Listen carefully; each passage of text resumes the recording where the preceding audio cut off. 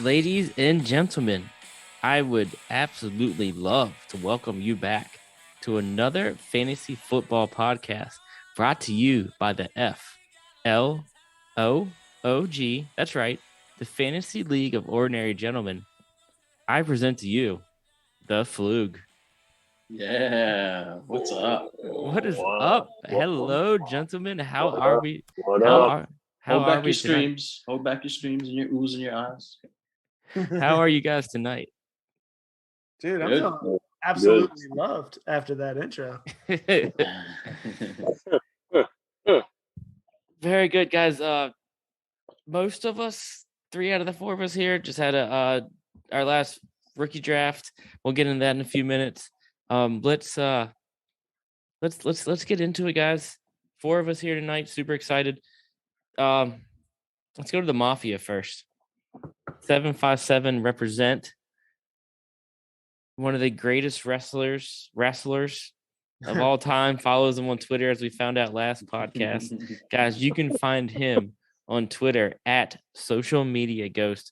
Ladies and gentlemen, my family, my cousin, Tyson Cullen. What is up? What up? What up? Yep, John Cena is the one that follows me, ladies and gentlemen. And I waited for him to follow me. I didn't follow him, so just remember that one.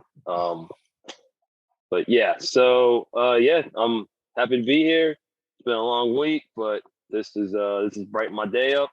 I'm gonna go diagonal for me, a guy that maybe wearing the best hat of the two of us.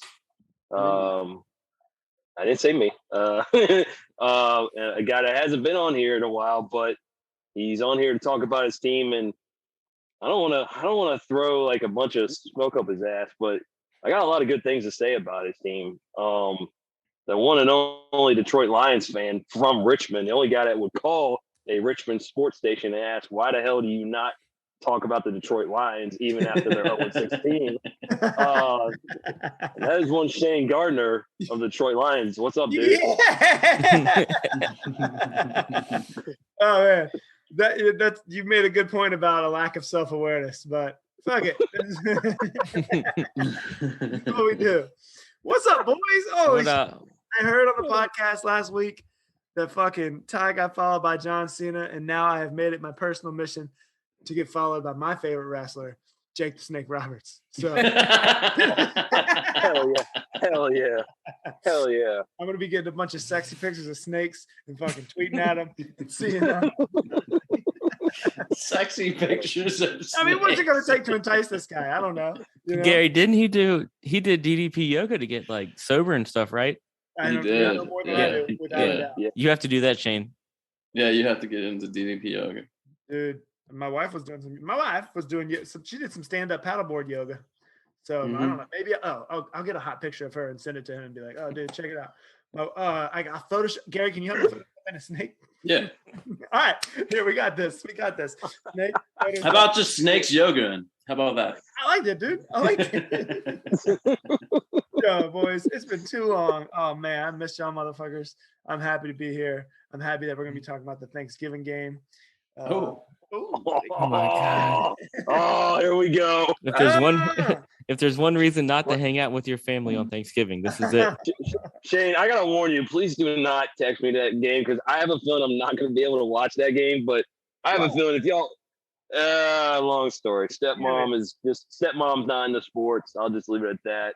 So but I can't stop you from doing what you're doing, especially if the Lions just happen to start kicking the shit out of the Bills. But yeah, I don't gloat.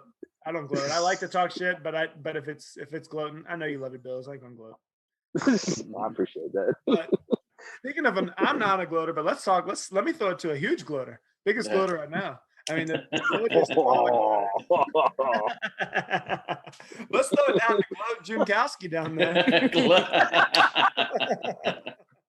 The great Gloatkowski. Jerry Globkowski. Gloat the goat. Gloating so much. Oh, hey, dude, it is fucking Scott Fishball week, so I will be gloating all week long with this draft right here. What is it? I know me and the commissioner in it, and So far, so good. I kind of like my drafts. How about you, Joshua? I feel like I went very vanilla. I went quarterback, then I went 3 running backs, and then tight end because of the tight end premium, and of course the super flex. But I regret not throwing a wide receiver in there. Maybe not going running backs 3 in a row. But I like them. I got Mixon and Chubb and Cam Akers, and you can't be mad at that. That's a hell of a trio, in my opinion. No, that's pretty damn good, dude. So That's good. More vanilla, if you ask me. Maybe Manila. We got guys. Follow Shane, just like Jake the Snake Roberts is going to do very, very soon. Follow Shane on Twitter at Cheers Here's Beers. Cheers Here's Snakes. And follow Gary. That would help your cause, I think. Follow Gary on Twitter at Gars_Poetica. And you can follow me on Twitter at JHicks804. We're talking to you, Cena. Yeah. Bring it. We're talking to you because you can't see us. Shane, I know we don't have a lot of details. We have a win. Do you want to pop that cherry? Dude, yes, the win. Oh, I got the okay. You have the win. That's all I left it. I'm gonna pop is I got a new license plate in the mail. It was the greatest thing I've ever gotten in the mail. It was better than Amazon. Okay. You guys know this feeling when the Amazon box is there, when there's something that you've been waiting so much for. I'm trying to think of the last thing that I got from Amazon, and I was so excited to open it up. But you just get home and you see the box on the porch in front of your front door, and you're like, fuck yes, I'm going inside. I'm going to fucking open this shit up. What's a good thing you get from Amazon, guys? I can't even think of what it is. Oh, I just got Otis's birthday present. It just came in the box. It just came in the mail today. So I thought you were going to say the Lions hat. No, I got this a minute ago. You can tell. It seems like my head has grown out of it. It's kind of tiny. But I lost track. Why were we saying that? What was that? Amazon in the mail. Yeah, but what was before? The flu. Oh yes, I got the flu license plate in the mail. It was amazing. So anyway, yeah, we're gonna pop the cherry. August 20th is gonna be the flu date. It's the 3rd Saturday. It's typically the 2nd Saturday, but you know what? We had a couple of people that were missing, namely the commish of this podcast right here. Can't do it without that boy. And Brad wouldn't have been able to make it either. And he's gonna miss. We can't have B. Gardner missing 2 years in a row. It just didn't feel right. Absolutely not. Yeah, man. So Flug, 820. Get your shit ready. I'm starting to brainstorm some games. I'm kind of getting my starting to get my mind wrapped around a little bit of it. I'm gonna have a beach trip between here and then, and I'm pretty sure I'm just gonna be sitting on the beach playing with my boy and thinking about some Flug games. So okay. Hell yeah. Who won last year again? Remind me. Was it it was Mike. It was Mike. Okay. It wasn't, but Marty came in second, right? Marty and Mike was a championship game, but don't let that be a reflection on the league. Who won Flug Fest? Flug Fest, I won. Yeah. Oh my God. First time, baby. First time. I was not happy for that. Is there really a winner of Flug Fest? Is there really a loser in Flug Fest? Is what it is. Yeah, I don't think if you're there, you didn't lose. And yeah, I felt good to win. I'll be honest. It felt really good to win. But it just feels good when everybody enjoys it. And we were on the bus and singing some 80s song that everybody else knew every word to, and I had never even heard. I had never heard that. I had never heard that song in my life. Oh my God. It's Jungle Boy. Tarzan Boy. It's Tarzan Boy. And we all started singing it, and within, I don't know how this happened, but within 15 seconds of hearing it, I knew the entire song. It's kind of like ole, ole, ole. Yeah, it was like a Matrix download or something like that. I just loved it as much as everybody else. It was an amazing moment. You got to cherish these moments, you know? Yes. Absolutely. I struggle. I never got to do it. I never got to do like a full Flug video because I got people to send me stuff, but I never got. I mean, this computer is so old, guys. I'm sorry. Don't be sorry, man. Greg had all that video on the GoPro. I never got that. Yeah, it's okay. Wait, who got video last year on the GoPro? Greg had the GoPro the whole time. Oh yeah, Greg did. I forgot. The Mountains had a cool one he put together 2 years ago. Yeah, that one was sick. Yeah, that one really was. He always pulls some cool music. Like he's got some cool music pulls. He's a good DJ. He's always past is, 20 years. yeah. He's always been a good DJ. Yeah, that's right. Oh, he usually does like 80s and 90s. You can't go wrong with that, you know. 80s, Mhm. 90s, and 80% Tupac. This is true. Guys, let's get into it. Let's do it. Hey, can I throw out a shout out? Yes. I've never tried it in my life. My wife brought it home. Smash on the Beach from Devil's Backbone. It's incredible. 7.5% alcohol. It's a great thing. I'm glad you mentioned drinks. But my wife, she drinks just the regular Orange Crush. That's her go-to now.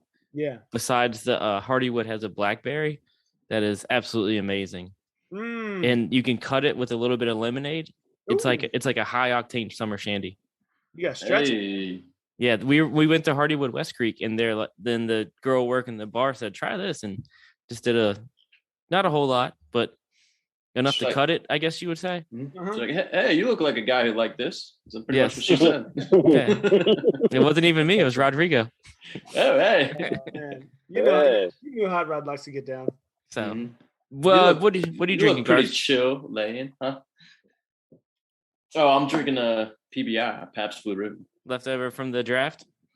Very much so, yes. I have from Flying Dog Pool Hopping. It's a hazy summer ale, also called a deck beer. Deck beer. Oh, we had the draft. We had our. Is that like Homie Hopper? Is that like Homie Hopper? Yes. Sorry, my bad. we had our last rookie draft on Saturday. The majority of us. That was a 14-team super flex. It was a good time. We 5 rounds. We cranked it out. We were done in 2 hours. What was the worst pick of the draft? That's a good question. Don't you ask the best pick of the draft? That's a better question. That's a nice question. That's being nice. Pick number 40, they allowed me to get Khalil Shakur, and that was my first pick of the draft. Thank you very much. Oh, you got your bill. That was your first pick of the draft that whole time? I had no idea. Yes. That's why I said, I'm like, first pick, I'm done. Give me the bill. Give me the bill. Give me the bill. I'm out. Give me a bill. Shane, Honey, I'm out. Shane, this is not to knock you, Ty. James Cook went 4th overall. I know. It was Brennan, who wasn't even there. Yes. Shout out to Brennan. So James Cook went 4th overall in both of our drafts. Did he go 4th in Lucha? Yeah, because Dan got him. Or did he go 5th? Yeah, I had pick 5. He got him 4th. That's crazy. People are not going to like us anymore. We'll see, man. Tyler Algier went at 13 overall. Who got him? Those running backs of this draft are moving down. Yeah. Big time. Curtis got him. That's right. Hey, you guys, just real quick off the dome. Who you like better, Dameon Pierce or Algier? Dameon Pierce. Me too. All right. Yeah. Pierce. Pierce because Cordero's there.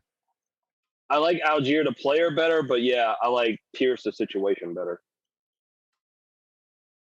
I agree. Boys, let's get into it. Let's talk this NFC North. Let's dive in. Before we dive in, www.theflug.com, on Twitter at @theflug_FF. Listen and subscribe on iTunes and Podbean and Spotify. You can even listen. You can even just go on YouTube and minus it out and press play, and all the pods are on YouTube. It goes for you, John Cena and Jake the Snake Roberts. So let's go. Shane's here. Shane's here tonight. Let's start on the high note, guys. Let's just go ahead and jump into the Lions. A lot of good things have happened. Not a lot of bad things. They're on Hard Knocks. I am so excited. I haven't been excited for Hard Knocks in years. I think it's 27 days. The count, maybe 26 until the first step. It's going to be so great. Hard cocks. Hard cocks for Hard Knocks, guys. Let's jump down how we did it last podcast. Let's go ahead and talk about Jared Goff. Right now, based on my rankings, let's just be honest. I have him as the QB2, low end quarterback 2. I have Jameis Winston above him. I have the dog, Zach Wilson, above him. I got Tannehill above him. Below him, I got guys like Daniel Jones, Carson Wentz, Matt Ryan, Baker Mayfield. Shane, it's your team. Well, let's go ahead and start with you with your rebuttal. If you think if the rankings are off, where you have them, have at it, boss. I think it's a great ranking. I mean, for fantasy, he's going to be a safe quarterback. He's going to be a lot of people for some reason are really hyping up Kirk Cousins this year. I don't see why he can't be a Kirk Cousins from last year type quarterback, which would make him a quarterback too, but somewhere like more between 12 and 16 than 16 and 20. You know what I mean? So that's kind of where I see him as a low end, not quite a starter. But there's a lot of weapons. I think by the year's end, it's going to be hard to choose which wide receiver you really want to start on a week-to-week basis because I think J-Mo will be getting in there, but we'll get to that. But yeah, I think that's great. I think where'd you rank him? What number? I have him at 23s. I'd rather have him. I'd put him there closer to. I'd put him up there closer to 18. Yeah. So you have him. You would put him maybe like you would put Fields and Trevor Lawrence, Trey Lance above him, and these are my rankings, not whatever. But you would put him above Mac Jones, Tannehill, Zach Wilson, Jameis. Without a doubt. I've pretty much faded Tannehill quite a bit, man. Now that AJ Brown's not there, but like even Mac Jones, I probably would fade a bit. But yeah, I can see. I'd probably put Goff in front of those two guys. Jameis, I'd probably have in front of him. Zach Wilson too. I'd probably even put back. But, I put him as high as 15. I would put. Yeah, because I mean, I like him better than Tua. You don't know what you got with Trey Lance. Trevor Lawrence is a rookie / second year guy. Justin Fields is on a really bad offense. Jameis got hurt. Zach Wilson, again, same thing as Trevor Lawrence. And then Gary makes a great point about Ryan Tannehill. He doesn't have AJ Brown. And I mean, we'll get to the weapons, but I mean, Jared Goff, look at he's got a lot of great weapons. I didn't realize he only threw 8 interceptions last year. So, and 67%. So I'd put him right below Kirk Cousins, honestly. The other thing about that is the play calling changed a lot when Dan Campbell took over calling the plays. They were running a lot more, but they were actually doing a lot of screen passes, little things like that. And obviously Amon-Ra, that's when he started to explode. But, you know, at Baker's best a couple years ago, Baker Mayfield's best, I could see Goff if he achieves his highest upside, I could see him doing putting some of those respectable numbers up. But the thing is, it's going to be, I see it as like Drew Brees back in the old days when you had Devery Henderson, and I won't remember any of the other receivers' names, but it was hard to. What's that? Dante Stallworth. I think maybe a little bit later than that. You had. Anyways. I mean, I don't know. I'm not correcting you. I'm just saying, just from what I remember. Yeah. I can't remember any of the guys' names really because there were like 5 receivers, and it was hard to know. Any of them would probably be mediocre, but you couldn't choose. It was hard to know which one was really the guy, which every week. But Drew Brees got his. Their tight end always got his. He's still playing. Goddamn. What's his name? I can't remember. But yeah, I mean, I can see Jared Goff if his best case scenario comes true with a great offensive line, one of the best offensive lines in the league, with J-Mo, DJ Chark, Amon-Ra, TJ Hawkinson, DeAndre Swift catching passes. I mean, that's 5 pretty fucking good options. You know what I mean? And his quarterback's coach is Mark Brunell. Yeah. They got a lot of position coaches. I mean, who's to say too? I mean, he missed 3 games last season, so I mean, he could pretty much throw like maybe close to 550, 560 passing attempts. Yeah, this will likely get him over there, and maybe even close to 4,000 yards with this wide receiver core that he's got now. So that makes sense. Like Shane was saying too. I mean, it could be a coin flip as to who is going to be the wide receiver to choose by end of the season, but still, I mean, Goff can pretty much He can escalate through all that. Not only that, they got Quentin Cephas, they got Khalif Raymond, they got Josh Reynolds. Josh Reynolds gives them that height. He gives them that 6'3" height. And Khalif Raymond, who will probably get buried, he's not a bad player. He really isn't. Not at all. He made some clutch catches last year. Yeah. Yeah. He was great. He was good in the slot, and he was a good kick returner and punt returner. They got 6. Basically, any other receiver is going to be fighting for wide receiver 7, but they got six decent receivers. I think the 6 are locked in. I really do. It's a big fucking talent change from what it was last year. This time last year, it was a whole nother thing. And the team has changed. There's still work to be done on the defense, but the offense, I'm thinking it looks pretty good. Well, let's jump to the wide receivers. Let's talk about this target breakdown, which you guys know I love to do. So Amon-Ra finished the season with 119, and we were talking.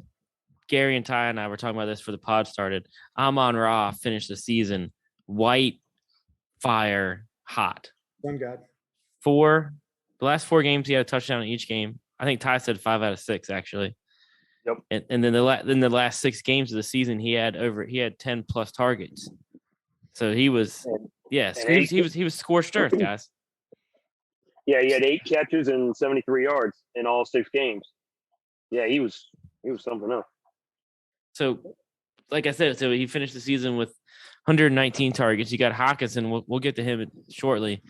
84 targets. Khalif Raymond, who you guys just mentioned, 71. DeAndre Swift, 78. We'll get to Swift in a little while. Nobody else won over 50 targets. Where do you guys think Amon-Ra sticks with that many? He played all 17 games, so he played the full season. Hawkinson only played 12 and got 84. You have to think he's going to get more than that. He's going to flirt with 100, right? Khalif Raymond, I know you guys just talked him up, but I feel like they added DJ Chark and you just got Jameson Williams. I feel like he's going down. Mm-hmm. You guys tell me. So one of the critiques on Amon-Ra this year is that those 6 great games he had, Hawkinson was missing for 5 of them. So that's one of the big critiques is if one of these guys is going to be a target hog, it's going to cannibalize the other. But with a better offense, I don't know that that's necessarily true. There could be room for both. The thing is, if they play up to their potential, there could be room for DJ Chark to flirt with. I think there's room for him to flirt with 100. Amon-Ra to flirt with 100. Hawkinson to flirt with 100. And man, when J-Mo comes in, it's going to be a whole thing.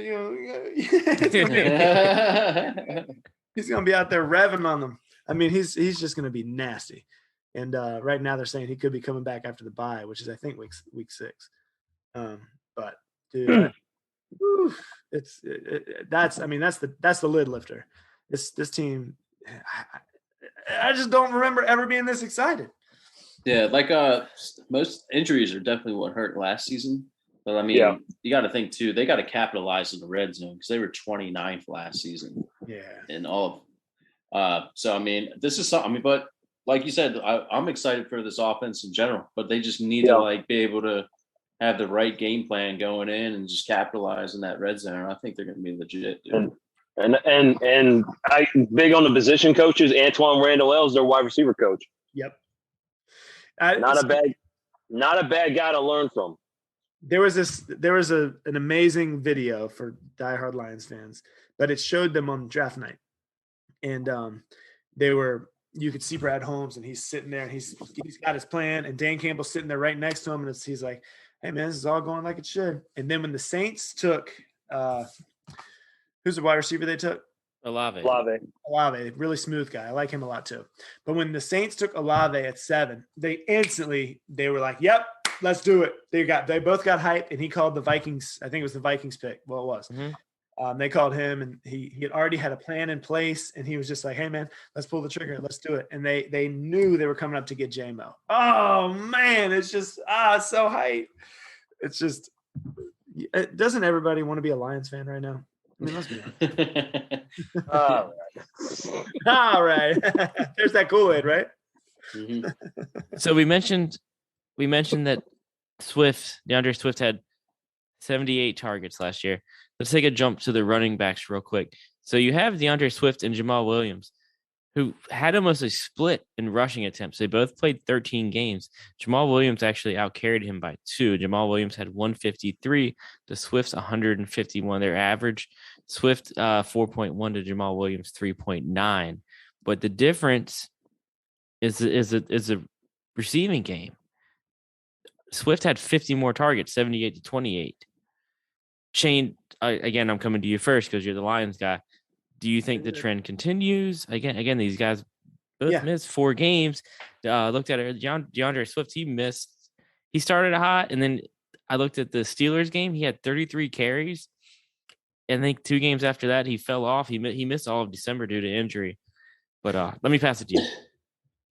And he also missed late in the season because he's the running back of the future, and Dan Campbell knew. He was like, all right, look, we're going to play him, but we're not going to stress him because it's not about this year. But it's perfect the way that it is because Swift has the carries. Jamal Williams comes in to spell him, and they've got a good relationship. And the Lions, the way that the Lions use them is they complement each other extremely well. And Jamal Williams, people love Jamal Williams. I mean, this dude is a dude. You know what I mean? And he is not afraid to not be the star. He knows what the deal is. He knows Swift is the dude. And he comes in but Jamal Williams will come in, he'll get you 3 yards twice, you know? He'll grind out 4 yards on second down. He'll grind out 3 yards on third down, you know, and then it's, you know, and then if you need a play, that's when you're going to put Swift in. And whoever else becomes this offense's go-to, or it's going to be multiple guys, I think. And I just, but I do see the split being similar because that's what it's going to take to keep Swift healthy. Is a near even split, but staying just like you said, Swift getting more targets. I'll say 2 things. Yeah, Jamal Williams knows from basically backing up Aaron Jones all those years that hey, you know, someone else is the guy. But so Deuce Staley is their running backs coach. Again, another known name, known name NFL former running back. Gary Allen know who he is, obviously. He kind of called out DeAndre Swift this year. He said he needs to know what the difference is between being hurt and being injured. That's right. That's a reference from The Program if anybody's ever seen that movie with James Caan, R.I.P. So that's going to be and this is his 3rd year. So and to me, after your 3rd year, you got to be able to grasp the playbook, and you got to be able to be, especially in his case, he needs to become that superstar. So being called out that you're too injured, that could motivate him. That's basically calling someone soft, and no man or woman likes to be called soft. Let's be honest. So that's a big deal. What do you think? So Ty, what do you think? You think? I mean, you see the splits. You saw some games. I mean, yeah. You think they still want Jamal Williams being in there to handle about half of the carries? What's your read? I mean, I would say like 60-40, maybe Swift, but yeah, Jamal Williams, you're spot on. You're spot on, Shane. Jamal Williams is that guy that you can't not play him. Yeah, because he brings the juice, or he brings the sauce, as the kids say these days. But yeah, I hang a lot of younger kids at work. You can't not play him, and you're absolutely right. Swift, the injuries have been a problem, so you got to keep him fresh. Yeah, you cannot play Jamal Williams. That's death to your team. Oh, and one more thing, Craig Reynolds ain't bad either. No, he kind of popped up at the end of the season. Gary, get in there. I feel like I'm hogging it. No, you're right. Like Craig Reynolds, like he basically grinded it out when both guys weren't available last season. Yeah. He might have like helped out some fantasy managers for the end of the season as well. Yeah. So I mean, he's still on the depth chart. I think he's 3rd running back in. So I mean, he's definitely capable of, spelling for either one of these guys who might not be able to play. Shane, he was introduced, if you don't remember, after a 2nd day of being on the team in a preseason game against Well, The Buffalo Bills. Bill. The The Bills. Buffalo Bill. And he popped off for like 83 on 10 or something. I said, "Who the hell is this guy?" And found out that he had been on the team for like 2 days. They basically had just given him the playbook. He's like a walk-on. Yeah. He's. So I guess yeah, Sorry, go ahead. So go ahead. I got to be careful falling in No. love with my Lions in preseason games because the last one to get nuts was Amir Abdullah, and I was like, "This guy is God." Jamar Jefferson was a rookie last year. Yes, he was a draft pick last year, Okay. but he ain't doing nothing. Yeah, He didn't do. Yeah, he only had. Yeah, he didn't do much. He had a rush. He had one touchdown. yeah. So was this dude Godwin, equal whatever, but he's a special teamer. All right, so I've got. Where do I have him? I got Swift as number 8. He's my number 8 running back in redraft right now. I've got McCaffrey, Najee, Dalvin, and then I have Swift. I have right below him. I have Lenny, Aaron Jones, Kamara, Chubb. What do you guys tell me? Bash me. If you will. Just because does anybody else want to go first? Go ahead, Ty. I'm just looking at the list. I mean, I might have them lower. Like I might have Lenny and Aaron Jones maybe higher, but like I would definitely have them higher than Kamara based off of what Kamara's legal issues are or whatever the hell they are. He could drop down real quick. Yeah, so I might have him like a couple of spots below that, but like I would have him above Saquon because Saquon hasn't been anything since his rookie year. I damn sure would have him way above Cam Akers. Everybody's high on Cam Akers, but he just tore his Achilles. So yeah, I might have him a couple spots below, but I would love to see DeAndre Swift play 17 games. I'd love to see 100% DeAndre Swift. Talent's there. Yep. So. Guys, you got anything to say about this? No, I think he's kind of in the right place. I would probably almost put him as a top 5, tell you the truth, because if you look at those targets that he got last season. He only played 13 games. That's he had true. what, 80 Like targets? That's a lot of targets for any kind of running back. You're right. We've been talking about like a week or so ago, where like, who was it? I think it was Josh Jacobs who only had like 30 to 40. Well, when you have a running back who's doubling that, let alone missing 4 to 5 games, that's a big amount of fantasy points right there on the table. I'm with you. I went back after we did the AFC West podcast. I moved Eckler up because he had 94 targets. Mm-hmm. So that's because him and Jacobs came in the same draft, right? Swift, weren't they the same draft? 2020? Yeah. No, I think it was the year after. Okay. Yeah. This is yeah. Oh, Jacobs was 29. Yeah, you're right. Montgomery and Josh Jacobs came in the same draft. Mm-hmm. You're right. Okay, never mind. Swift and Chubb were they went in the same draft, I think. But Josh, to answer your question, I would have him down a couple picks. I would just like Ty said, Aaron Jones in front of him, and I'd have Nick Chubb in front of him. I just think he's a better pure runner, and I do like his targets. And I also like the opportunity for Saquon Barkley. I would have him above him as well. But I think I'm out on a limb with that. You're good. That's why we talk about it. Let's jump to your boy Hawk. I think saying he's not a tight end 1 is stupid. Obviously, I think everybody has him in tight end 1 territory. In all honesty, it's to be a tight end 1. I mean, obviously there's only 12, but you're a premier tight end, you're in it, Yeah. So I had him. What do I have him as number 7? Yeah. I got Schultz, Pitts, Andrews, Waller, Kittle, Kelsey above him. I'd go there and Hawkinson, and then you can bring in Knox, because I think I am actually a little higher on him than others. Tell me if I'm wrong, but he's right there. And I think, like we said, he had 80. He missed 5 games last year, guys, and had 84 targets. Yeah. So a full season puts him his yards. Go ahead, Ty. No, I was just gonna say I think that one I definitely agree. I think 7 is perfect because it's hard. Do you have the list up again? It's kind of hard. I mean, if you're number 7 and you're behind guys like Schultz, Pitts, Andrews, Waller, Kittle, and Kelsey. I mean, that's nothing to yawn about. That's nothing to be like, well, damn, what the beep. That's a tough top 6 to crack. Mhm. So I think that's a good 7 is a good ranking. I'm with you. Shane, I mean, let's wrap up the line. Shane, anything else you want to throw out there? Yeah. Or the rest of you guys, I'm sorry. Yeah, I'll say the offensive line. This will be what all those guys are coming back. You got a first rounder in Sewell. Last year, you had Jonah Jackson, 3rd rounder, a couple years ago. And then Taylor Decker was a first rounder, 2016.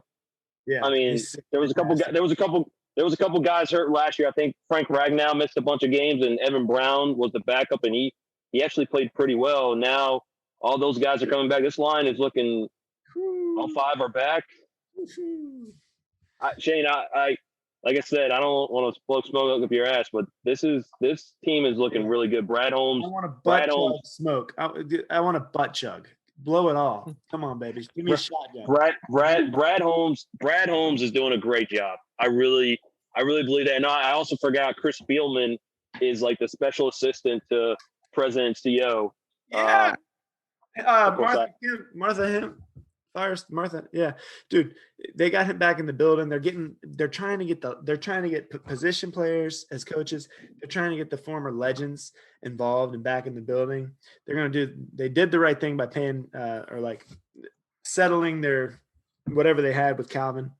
I think they're going to have Calvin back in that building some more. I think it's great. I'm telling you, man, I might win. It's Sunkist. One more thing, and it's about defense. Does Jeff Okudah finally live up to? I can't put hope into that yet. I can't. I got to see something. I mean, he was garbage when healthy, and then he was injured. So, I mean, they put a lot on him, though. That gnome. What's that dude's name? From the Patriots, the fucking gnome. Oh, Trey Flowers. No, the coach. Belichick. Oh, Matt Patricia. Yeah. It's like some sort of evil gnome from the Smurf. That's all. But yeah, no, Shane, they're doing it right. They're gonna get it right. They got this. I can't remember his name. They got this middle linebacker in like the 5th round, and Malcolm Rodriguez.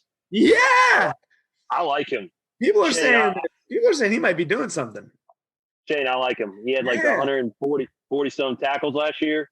Yeah. That's 6th round. I think they got him in the 6th round, Shane. You could be right. Yeah, you could be right. Where'd he go? Oklahoma State. Okay. But he's undersized. He's got short arms. He's not a typical guy that you would want there, but he's a beast. He's a worker. And every practice he's been at, he's just a worker. And he seems like the type of guy they're not gonna be able to tell him no. He's going to be on Hard Knocks. He's going to be one of the guys for sure. Dude, no, Shane, I like his tape. I really do. Yeah.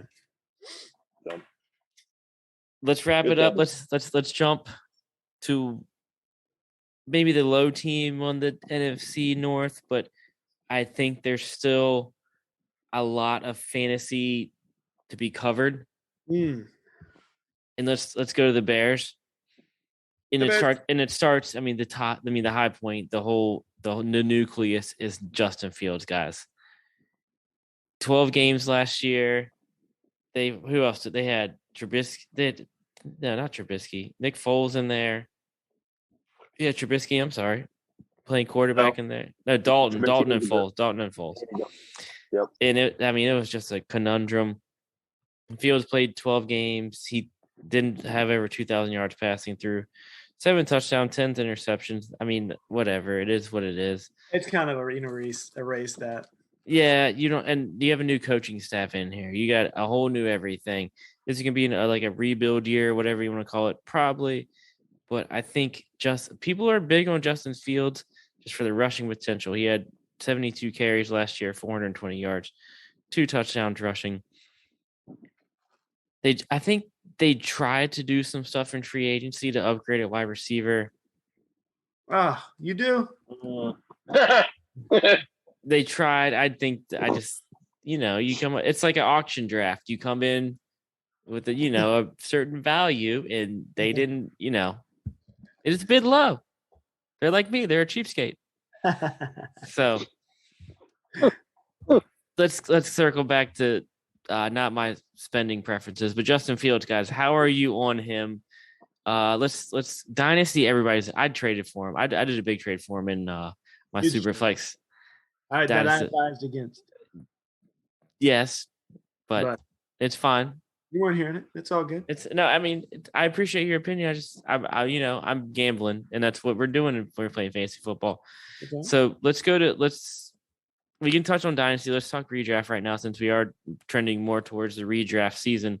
Right now, guys, we touched on it a little while ago. I have him number 18. I got Trevor Lawrence above him, Trey Lance, Tua, Kirk Cousins right below him. I have Mac Jones, Tannehill, Zach Wilson, Jameis Winston, and the aforementioned Jared Goff. What do you guys think? Are you guys, if you're drafting with a QB1, probably not happy? Oof. You'll know early on if it was a good bet. It's going to be you're taking a risk. I mean, I feel like you'd be taking a pretty late quarterback if he's your quarterback one. Yeah, if you want to do late round quarterbacks, I mean, he's probably one to do along with like a Kirk Cousins or a Derek Carr. Pair him up with that. I kind of like that, or maybe even Tua, seeing which one can get the bigger upside. But I mean, you got to think this whole team. Like, look at all the rankings. Like, none of these guys, except maybe David Montgomery, is usually like a top 20. Yeah. So no wide receivers, tight end, Cole Kmet. He's pretty much low value now. He's like a mid-range tight end too. Yeah. I agree. Love the talent of Fields, but yeah, basically what Gary and Shane have been saying. Yeah, I mean, their overall offense last year was 24th in the league. I know that was mainly like Andy Dalton playing the first few games, and then you had Fields, who pretty much, he has rushing upside, which is great. That's what we all want. Just wondering if his completion percentage can like rise, hopefully like to upper 60s. Obviously Darnell Mooney is the one who capitalized for that team last year, and that's something that we gotta it's not really a good thing when you're a 5th round wide receiver as your number one. No, but he's pretty good. Tyreek Hill was a 5th round pick. Yeah, there are 5th rounders that break through. And I'm pretty sure Antonio Brown was a 5th rounder. I digress. Yeah. He seems like the type that's kind of breaking out. Like, I agree with you, Gary. Like, you don't want a 5th rounder to be your number one unless he's one of these guys that kind of breaks free. And Darnell Mooney seems to me like he's on Diggs. Yeah, Diggs. Yeah, Darnell Mooney kind of feels like that type of guy. Would you agree with that? Yeah, I mean, I haven't owned any shares of Darnell Mooney, but I mean, I'm open to the possibility. But I'd like him as like a wide receiver 3. Oh, yeah, me too. When it comes to Yeah, absolutely. And guys, I think when you come to the Bears receiving game going to last year, and again, it's a whole new regime there, but the elephant in the room is Allen Robinson was on the team, quote unquote, but was he really on the team? It didn't seem like it. No. I mean, again, you can blow up all the stats from last year. Did Mooney have 140 targets? Amazing. Yes. He went over 1,000 yards. Yes. Love it. I'm a Darnell Mooney guy. Yeah, I like him. So sorry, Gars, didn't mean to jump you, but I mean, I'm not saying there's anything wrong with him, but it's just when the whole team, I don't know. It's hard to look at the Eagles last year. And I mean, having a 1st rounder as your 1st round, I mean, your number one, and still didn't pan out. It's kind of like you need a legitimate vet to pretty much help out. But like we were talking about, like nobody would on the off season during free agency really want to come onto this team. Yeah. So. Yeah, I mean, you could have your 3rd round choice, Velus Jones, who's already 25 years old and really was mainly a kick returner and punt returner. He could be your number 2. I mean, that was basically what he was. I mean, don't get me wrong, he ran like a 4.3 something. I mean, he was lightning fast, but he was mostly a kick returner and punt returner his 7 years of college or whatever it was. So Yeah, I'm with Shane. You got Quamus St. Brown and Byron Pringle. They're good, like number 4, number 5 receivers, but they may end up being your number 2 and number 3. I just go off, Pringle being a Chief previously, 8 touchdowns last year. I wouldn't look. If he's a wide receiver too, I guess I'll throw some bias. And is he gonna be a home run hitter? Absolutely not. Never mind. I shut up. Keep going. Yeah, how do you feel about Pringle? You've got him on your dynasty team. He's a good depth piece. Yeah. He's not one that I'm gonna put in the starting lineup from time to time. I want to see how he pans out with Chicago, because he's like he was with Kansas City. He's gonna have his good games here and there, You won't know and when. then exactly. You don't know when. It's kind of like the old school Amari Cooper, but a little bit worse. And without the hype. Yeah, exactly. Hey, but I like Pringle. He's a vet that a QB can kind of rely on, and being in the right spot when he needs them, I guess you can say. I wonder if you would want to make a live on podcast trade right now. All right. Oh my, let's go. I would give you KJ Hamler for Pringle and a third. We can talk after the draft. He didn't say no. He didn't say no. Yeah, there wasn't a no. He didn't say no. Guys, let's go David Montgomery. 13 games last year, 225 carries, which you add 4 more games to that, what's that, 250, 28, I don't know. Pretty good. Yeah, and so what he had 7 touchdowns, I'm sorry. And then you have Khalil Herbert from Virginia Tech. Love Khalil Herbert this year. 103 attempts, 433 yards, 2 touchdowns. Great handcuff. Where you guys at on David Montgomery? I got him at RB21. Or RB20. 20. I'm sorry, 20. I like him above Dobbins and Akers because again, I'm big on the injuries, so I might have him like at 18, but that's probably as high as I would go. He feels just like a James Conner type, if you ask me. A player that I don't love necessarily, but he's going to get touches, and he's going to get valuable touches, I think. So even when Fields, it was Trey Sermon that was along Fields, like when they were at Ohio State. Fucking Sermon would have 300 rushing yards in some games, dude. So that's Sermon, but we're talking about somebody who's like a more versatile back. So I could see Montgomery having a pretty good season. Like Ty said, I'm gonna be honest, I dropped Cam Akers and J.K. Dobbins down a little bit too, because of their injuries. But can you go back to your rankings, Josh? I would probably put Montgomery a little bit over there, ahead of them. I would take him over Gibson if both of them were on the clock. I don't like Gibson, but I wouldn't love it. He's just not a guy that I love. Right. Montgomery has like more, work. He's got guaranteed work, I feel like, and more rapport. One of these guys, there's a lot of upside in having a running back that you can get his handcuff, just like a guy we're going to talk about later with AJ Dillon. That one, but that's a different situation to me. But the Vikings guys, Madison. Madison. Yeah. Alexander Madison. When you know that you've got the handcuff for sure in late rounds, I feel like that adds a lot of upside. And I feel like Khalil Herbert is that guy. Absolutely. It's a lot different than like an Eagles situation where it's all messy. It's messy. That's right. Yeah, you couldn't find a better word. Yeah. Mm-hmm.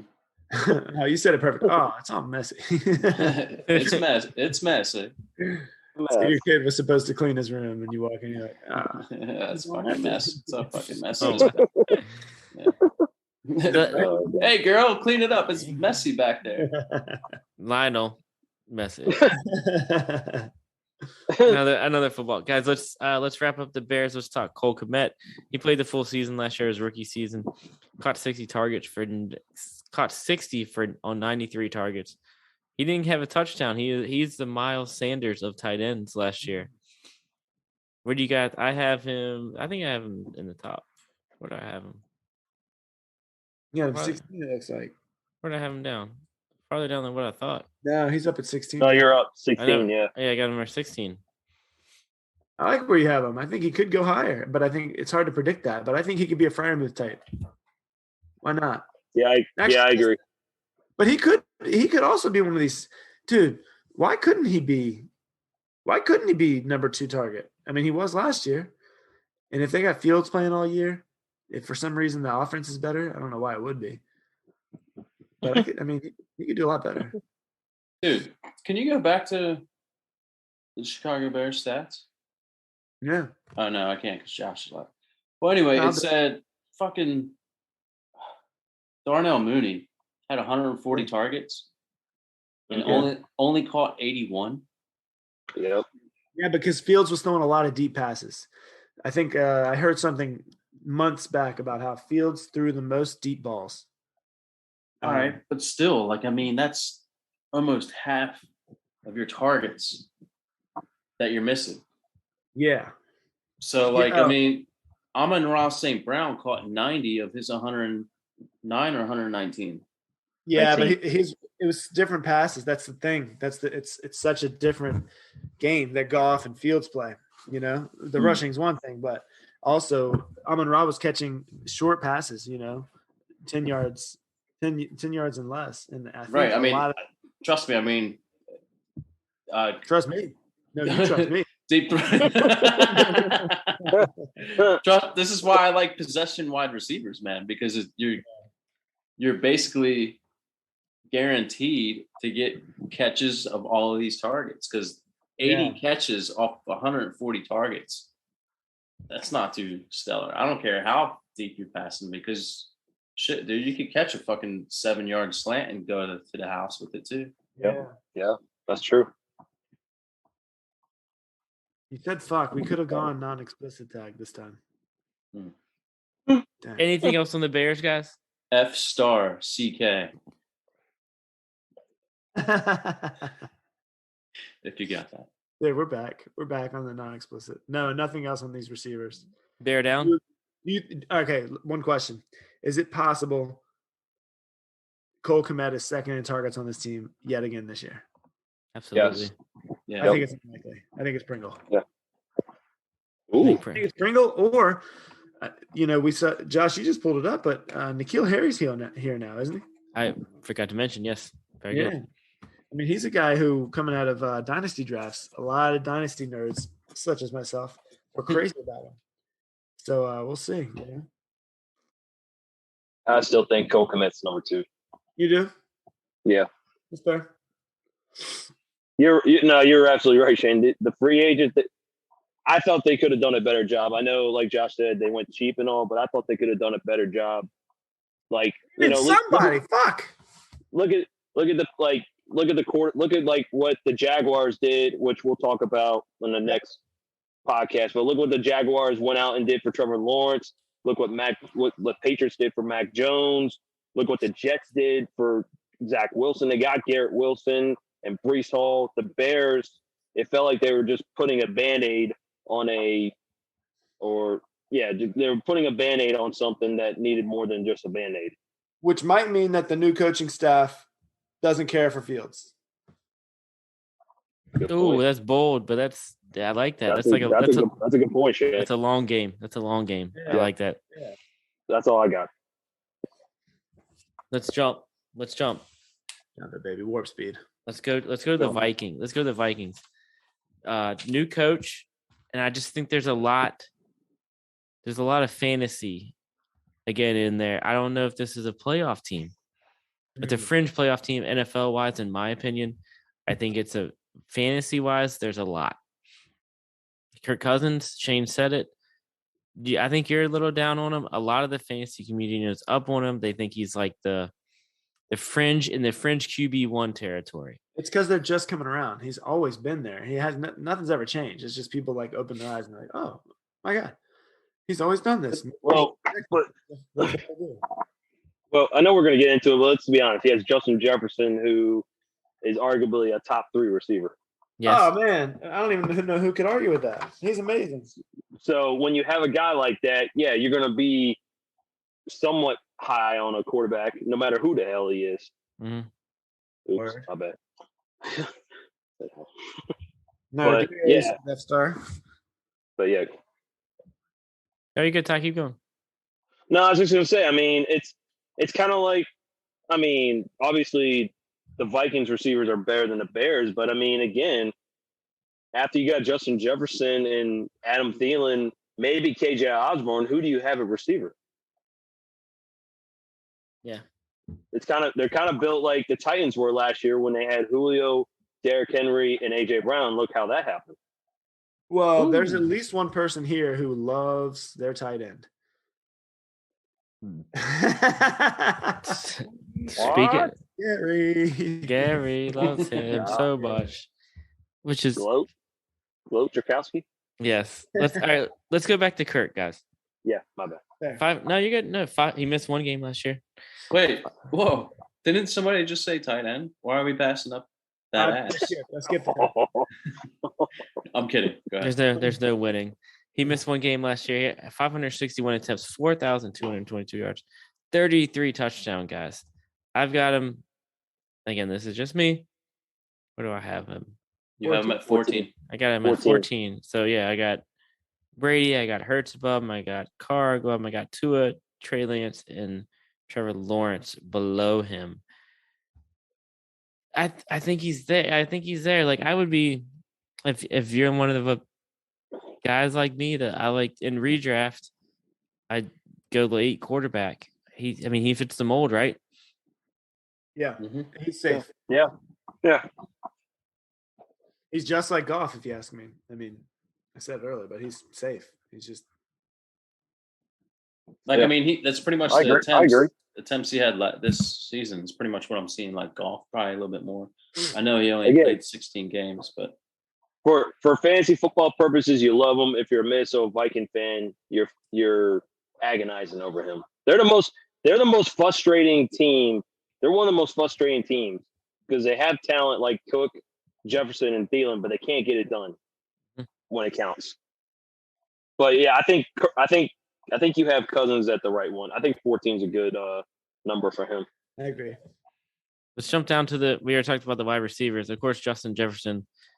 He's in everybody's top 5 easily, and then of course we're all splitting hairs. So 167 targets last year, 1,600 yards, 10 touchdowns, and then you got Adam Thielen, guys, who missed 4 games, still caught 10 touchdowns on 13 games. Sorry, yeah, guys. Do you think Justin Jefferson? I don't know if we need to touch on him that much. I mean, he's the top 5. It is what like. He's my number 1. Yeah. I have him number 3. But yeah. We're splitting hairs. Guys, is Thielen being slept on? I think people have just wiped him off. He had 10 touchdowns last year. He always has a lot of touchdowns. Mm-hmm. Yeah. He's been injured. He's been injured. I think like 3 of the last seasons he's missed quite a few games. He's getting up there in age. He's 30. He's 32. Yeah. Ooh. And here's the thing with Irv Smith healthy, Adam Thielen's not a big guy or anything like that. He's a smaller dude. I mean, if Irv Smith is healthy and he takes away from that red zone touchdown share, because Irv Smith's rookie year, he had 7 touchdowns, I believe. I'm sure a fanboy down there can correct me. But I can check. But I mean, I think it's possible that Adam Thielen's not going to be such a red zone target hog if Irv Smith is healthy. That makes sense. And you also have KJ Osborne, 7 touchdowns, which I would have never guessed that. I wouldn't. You be, No. University of Buffalo, by the way. Irv does well. We'll get the tight ends. Never mind. We'll get the tight ends. Irv had 5 2 years ago. 5. So I mean, I guess I could see the regression from Thielen, and obviously, the world sees that. Yeah. So Because he would have gotten 100 targets if he had played all 17 games. Absolutely. And I don't know if Tyler Conklin gets 87 targets. I'm hearing some KJ Osborne is somebody to look into too. Yeah. So I mean, he's definitely somebody to keep on your radar. It's like maybe a last end the draft. How much higher could Justin Jefferson's targets go? It's 167 last year. there's no way. It can't I go higher. mean, I'm with Josh. Yeah. What about fucking Cooper Kupp? He had 198 last season. So he had 10. That's 10 a game. 167 is about 10 a game. Yeah. Mm-hmm. Why can't he have 12 a game? Not to translate, Well- but Dalvin Cook missed 4 games last year. There's your targets. Sorry. And I would Irv. And I would say Minnesota probably runs it more than the Rams. The Minnesota's running backs are better than the Rams running backs too. For sure. I mean, I would dare say I would take Madison over Henderson and Cam Akers. Whoa. Whoa. You're taking Madison over Cam Akers? Yes. No, you're not. Just No, stop you're talking. not. Yes, I am. Just stop. You silly boy. Gary mediates. It's okay. That's fine. I mean, if you want him as your running back, I get it, but not in this scenario. No. I'm talking real football. On the Like right. I think Madison's a better player than Akers. We're talking real football, like not got fantasy you. football. That's what I meant. Let me preface that. But no, I think Jefferson still gets 150 targets. Easy. Yeah. Man, he's getting 180 this year. Woo. And 12 tutties. Oh, Dude, he's my I see wide receiver I one. see He's that. sick. I can see that. I can see 12 touchdowns. I like Chase better than him, but splitting hairs. Dude, tight Wait. ends and TDs all day. come on now. Well, then, Gary, let's throw us an Irv Smith stat line for 2022. An Irv Smith stat line. Yeah. Okay. Can I ask a question first? Irv is I mean, 93 targets Never and mind. He answered that. 67 catches. For We'll go 656. how many touchdowns? 4 touchdowns. Ty, go ahead. No, he answered. I was going to ask, does Irv Smith get 87 targets like Tyler Conklin? But he just answered that question. With the full season, he can probably get like around 90-ish, 93. So we hit on wide receivers. We hit on tight ends. Let's go to Dalvin Cook. Let's just do it. He's a top. Some people have as a top 5 tight end this year. Running back. I'm sorry. I got him number 7. I got Najee and McCaffrey above him. Mixon, Eckler. Missed 4 games. 249 attempts, 1,159 yards, and 6 touchdowns. You have Alexander Madison. He only missed 1 game, 134 attempts, 491 yards, 3 touchdowns. Let's go to receiving. Let's check out the receiving numbers. Dalvin had 49 targets to Madison's 39. Where are you guys at, boys? I think I have him above McCaffrey because McCaffrey just stays injured. But other than that, I like the top 5.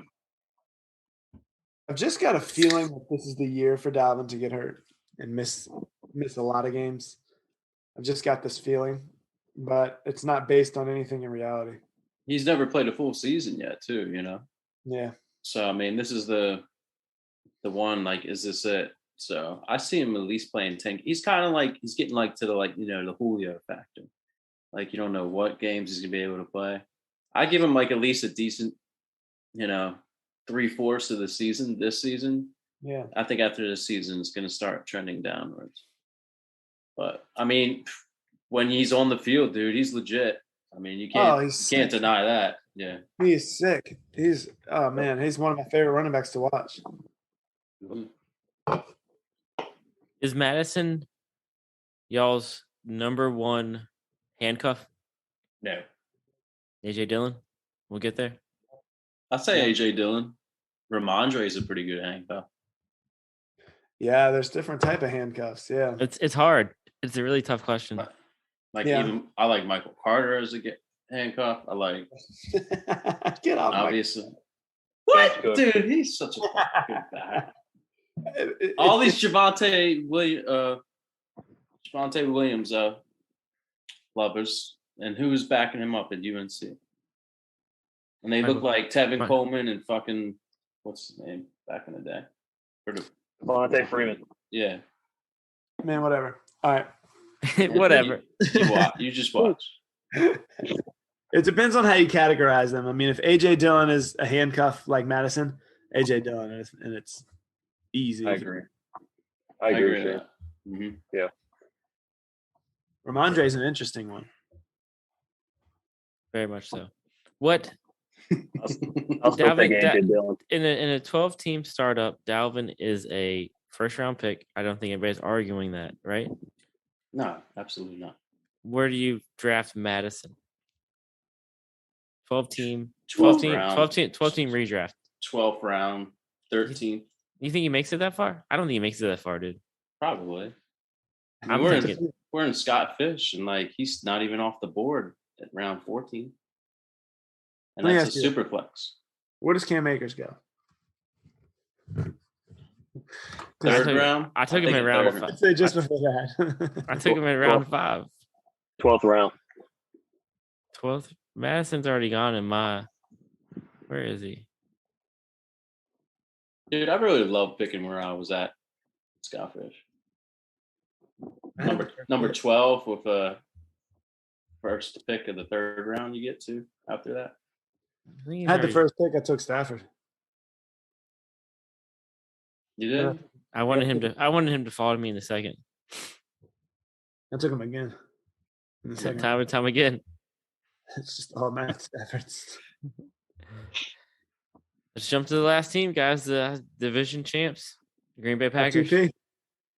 Got a lot to talk about with this team. Starting with Aaron Rodgers got his first tattoo ever last week. His new girlfriend. Oh, because that witch. His new girlfriend. Sounds like me. His new You girlfriend. got one of those? Oh yeah, you did. What did he get it of? Yeah, exactly. It's a constellation looking thing. Yeah, let's have a look at this thing. Google. Or am I Yeah. Googling? Am I Googling? Can you Google? You get the screen shares. Yeah, great Yes. googly moogly.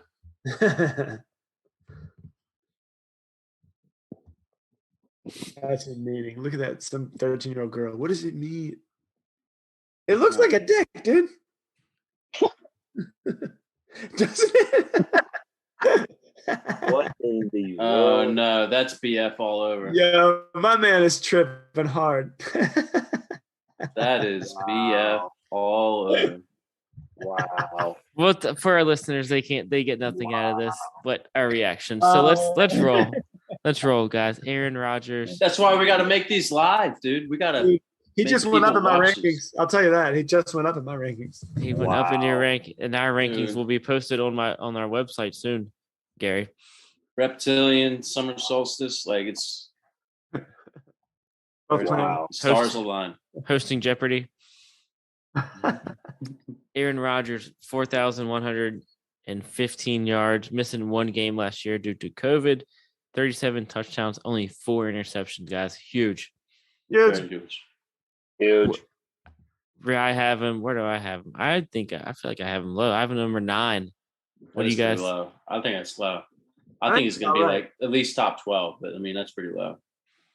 he's missing his number one receiver. He's Yeah. missing his guy. That's let's just jump to it, guys. Yeah, Devontae Adams is gone. 169. How many did Jefferson have? 167. 169 targets are gone to this team. They drafted Christian Watson. They added Sammy Watkins, Lizard King. I don't expect him to be a factor. Is that what that tattoo's about? It- Romeo Dukes. Romeo Dukes. Heck yeah. Okay, so they added Romeo Dubes. They lost Marquez Valdez-Scantling. They lost MVS to the Chiefs. Oh wow. So 169.55. There's over 200 some targets available. They still have the Cobb. Tonyan's back. Tonyan's back. Tonyan, he only played 8 games. I heard Tyler Davis is somebody to look into, man. The tight end? Yeah. Mm-hmm. I've been hearing that your boy Watkins is pretty fucking good. Who? Watkins. Sammy Watkins. What year? Which year? When he's with the Bills. What alternate universe have we snuck into? No, for the Packers. Well, let's put it at this, Josh. Like, I mean, their total offense was 10th last season. Yes. Do you guys seeing it being at least top 15? Yeah. They still have Aaron Rodgers. I think. Do you think it's still the best? I'm going to put this on to Shane. This is still the best offense in the division. No. On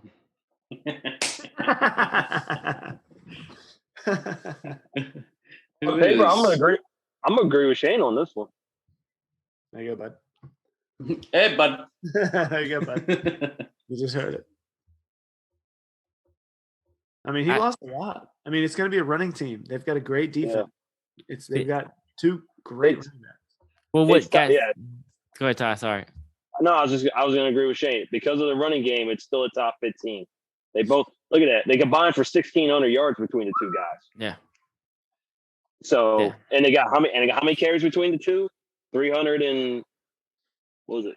58. Yeah. Yeah. And that was with Aaron Jones missing 2 games. So they ran it 30 times, or no, that's a little bit less.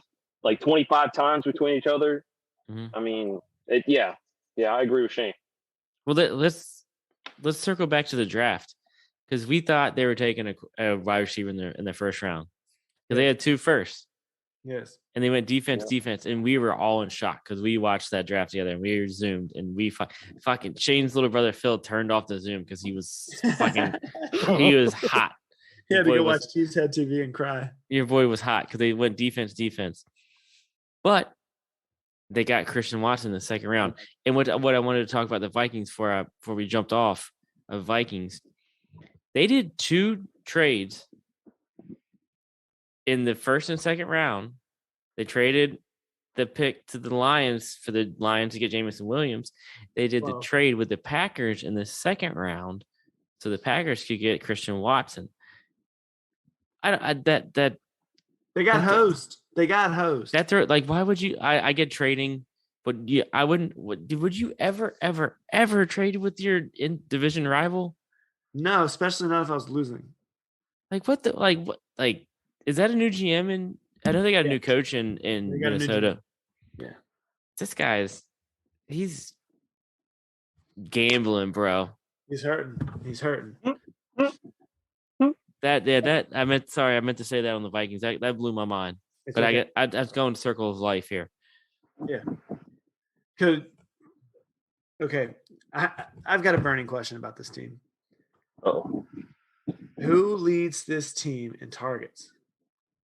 Aaron Jones. Are you not ready? Are you ready to go there yet? Romeo Dubes. Hit it. Romeo Dubes. Gary just said it, dude. It's fucking Aaron Jones. Aaron Jones is going to lead the team in targets, man. It's crazy. It's going to be a new thing. I think it'd be like 90 some-ish. Like, because you get to put AJ Dillon in there, still at running back, and still have him like flanked out to the side. I love it. And I think it's going to be pretty new, you know. Mm-hmm. I think it's either going to be a rookie or it's going to be a running back or a rookie wide receiver. Can they still get Odell? Maybe. Ooh, what? I didn't even think November. Yeah, if he should be healthy by November. I don't know if they have much cap room still, do they? That's a good call, Garsh. Yeah, but to play with Aaron Rodgers, I could see him taking a pay cut. Aaron Jones had 65 targets last year. Does he get 100? Absolutely. Around Yeah, 90. I mean, look at I don't say 100, but like 90. I mean, Tanyan had 30 Yeah. targets last year. If he stays healthy, he can go back to 80 easy, right? I'm with Gary. I say about 85 to 90 targets for Aaron Jones. So You got to think 65, 13. Yeah, so 5 targets a game. We're starting to say Alan Lazard could be the guy too. No But I way. just don't see it. I don't see it with him at all. Like, I mean, I'm interested to see if Amari Rogers steps up a little bit. You have like a lot of like C+ wide receivers here. Like, I don't know if some of these guys are going to start to. Dude, you got a lot of DC minus wide receivers for real. I only see Lazard because he knows the playbook better than anybody else. But I'm with you though. Like Amari Rogers went 3rd round last year, so he's going to get his opportunities. They already said that he looks pretty good so far. Juwan Winfrey too, yeah. He's gone through the Rodgers 1-year waiting period. That's how it goes. You know. That's the only thing about Lazard is he's got the advantage of knowing the playbook, but he's certainly not the most talented wide receiver in this room. I'm with you, Ty. I mean, let's Christian Watson. Wheels up, wheels up, wheels up. Let's go. Love him. How can he not get 100 targets, guys? Because he never throws 100 targets to a rookie. Ooh. And you're not really hearing anything big from Watson just yet. No. Have you ever heard no news is good news? I've also heard that no big news. That's how I live my life. Doesn't tickle my fancy. That's how I live my life when my wife texts me. When she doesn't text me all day, no news is good news. I mean, he certainly has the athletic ability and the height, 6'4" and like 200, and he played kick returner and punt returner, but he also played Division I AA, and he only had like Cooper Kupp. Yeah, but Cooper Kupp. Cooper Kupp had a better career at Eastern Washington than Christian Watson did at North Dakota State. Was Trey Lance thrown to him? Cooper Kupp was breaking records at Eastern Washington. Big difference. All right. Well, but it does really honestly seem like there's a Aaron Rodgers 1-year waiting period, and it also seems like they've got this incredible running game. AJ Dillon's awesome, and Aaron Jones. I specifically remember a game. It was, I think, 2 years ago when Devontae Adams was out, and Aaron Jones was playing the Devontae Adams role. I think he can do it. I think Aaron Jones can play wide receiver for Aaron Rodgers. Oh, he can line up a slot. He's gonna have to. He's gonna have to, bro. Yeah. He's a slot receiver. He's a slot receiver playing running back. You kidding me, bro, Chacho? He is though. It's just okay. I got Aaron Jones high. I got him at 10, number 10. That's too low, I think. I think I can put him above Lenny easy. Swift. No, I'd still have Swift and Jones. But okay. I just asked the question. So, as far as backups, as handcuffs go, I feel like you guys had Dillon over Madison pretty easy. Yes. Yeah, by a long shot. Yeah. So who do you have over Dillon as far as a handcuff? I guess handcuff is so hard. It's not Kareem Hunt. You got Kareem Hunt over Dillon? I don't. Ooh, Gary, come out. How do you not? How can you not? Yeah. I think 187 carries says I have AJ Dillon. Yeah, I don't think last year Kareem Hunt got a lot of goal line work. There's nothing. Kareem Hunt was also hurt most of the season. Yeah, but when they're both healthy together, Kareem Hunt did come in near the goal line a lot. But dude, I think AJ Dillon's gonna be playing like more than 50% of the snaps. If Aaron Jones has to spread out wide, then yeah, I think he will. Yeah. I think it's going to be AJ Dillon 60%. Both of them in the game, something like 40%, and that would leave 20% for. That math is fucked. But but they could run shotgun with both guys on either side of Aaron, or like you said, Aaron Jones is in the slot. Yeah. I like that. I Mhm. like that. So tight end, Robert Tonyan had the great, was it 2020? Yes. And then last year, just injuries and just obliterated, right? Yeah. We had Mercedes Lewis playing, you had Josh Segura playing. Nobody wanted anything to do with that. Are you guys? He has to step up, right? It could be that Tunyon just had one crazy, amazing year, and he's not. He's really not all that. Yeah. That's possible. Yeah. You would not be the only person to say that, and Yeah. you may be right actually. And plus that now they got really like 3 tight ends that can probably do something now that Tyler Davis is kind of beat. I've heard some buzz around him and Josh Degora. I mean, it's 3 tight ends who can pretty much split at any moment. So I wouldn't be surprised if Degora and like Davis somehow took touchdowns away from Tunyon. So that's a thing. But I mean, Tunyon, what's the age old thing Shane was talking about with Aaron Rodgers? He can rely on him. So I mean, he's definitely gonna be a guy who's on the field. So they can have two tight end sets. They can have 2 tight end sets, 2 running backs out, and just one wide receiver out there, like Lazard or something, with Aaron Jones flanked out to the other side. I wouldn't be surprised in that. What is that? What's that? 1-2-2? What's that? Is that what it's called? No. 22. No, it'd be 22. 22. 22. 22 personnel. Because you got 2 tight ends and two running backs. So how many targets does Tunyon get then? Because if you go by the stats, if he had played all 17 games, he would have probably gotten 60 targets. But that was with Devontae. Things will be different this year, right? Right. Yeah. I'm with you guys. I mean, I think if you don't get hurt, he had 50.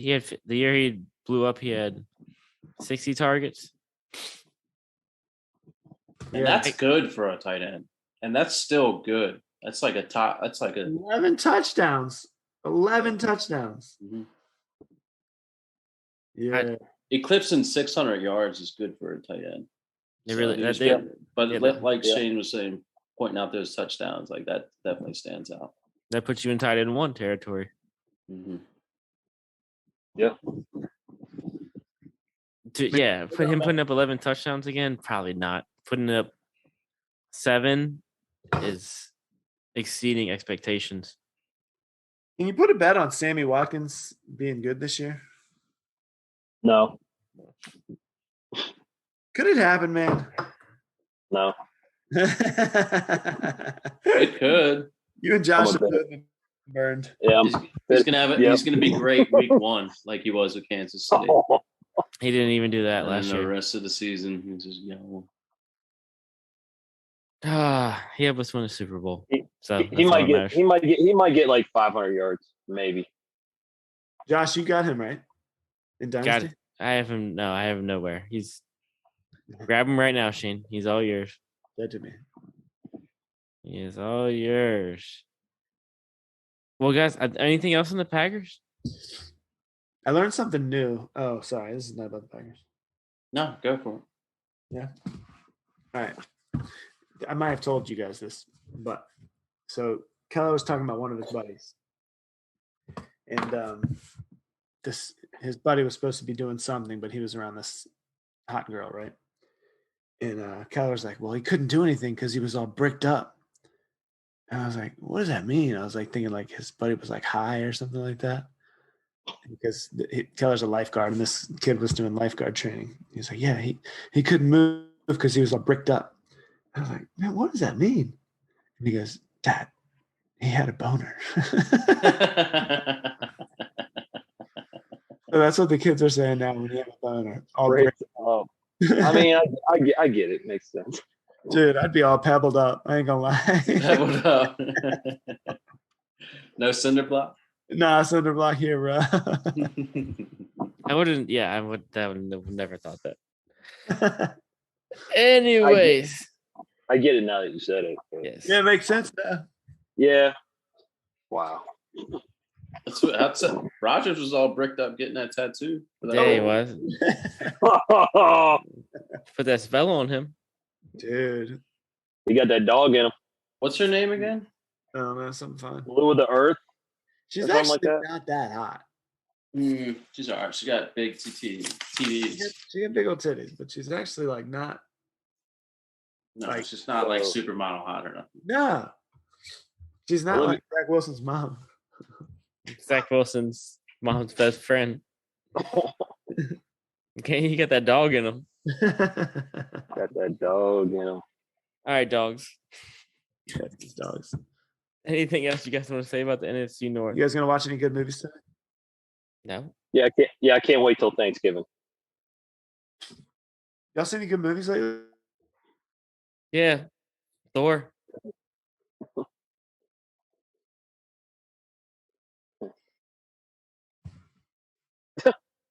I thought, yeah, you're back.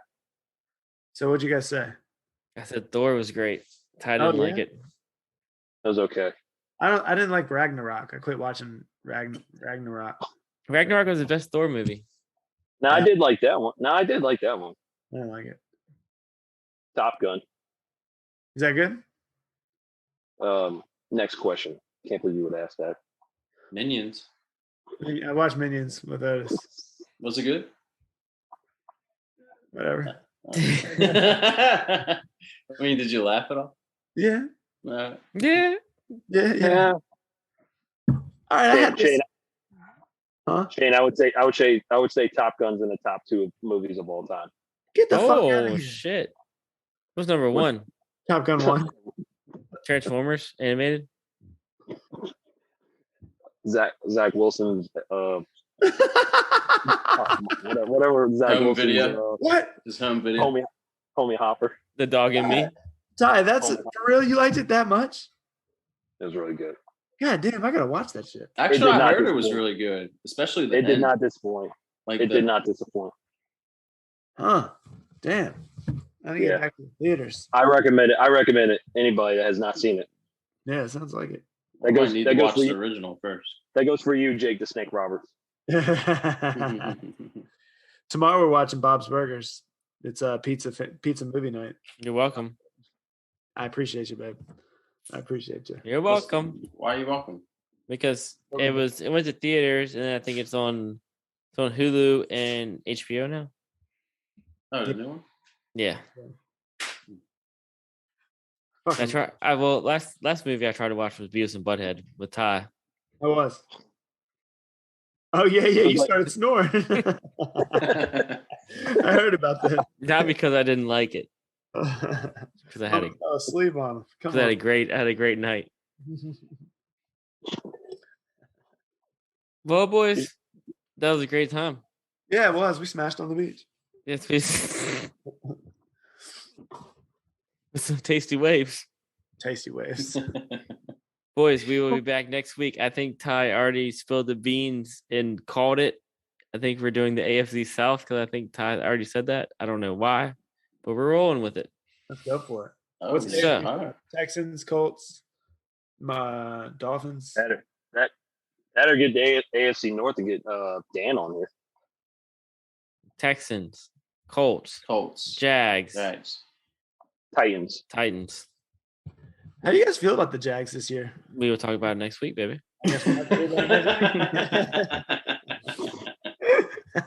For Shane at Cheers Beers. For Ty at social media. Ghost for Gars at Gars_Poetica. You can find me on Twitter at JHex04. You can find all of us on Twitter at the Fluke_FF. Guys, make sure you are subscribed on iTunes, Spotify, and Podbean. That's all 3. You have to do all 3. You cannot do one that's half-assing your life. Check out www.thefluke.com, and we'll be a countdown to the Fluke Fest. Hey, maybe a listener will get invited to Fluke. Yes. If you go on, let's do this. Can we call this out now?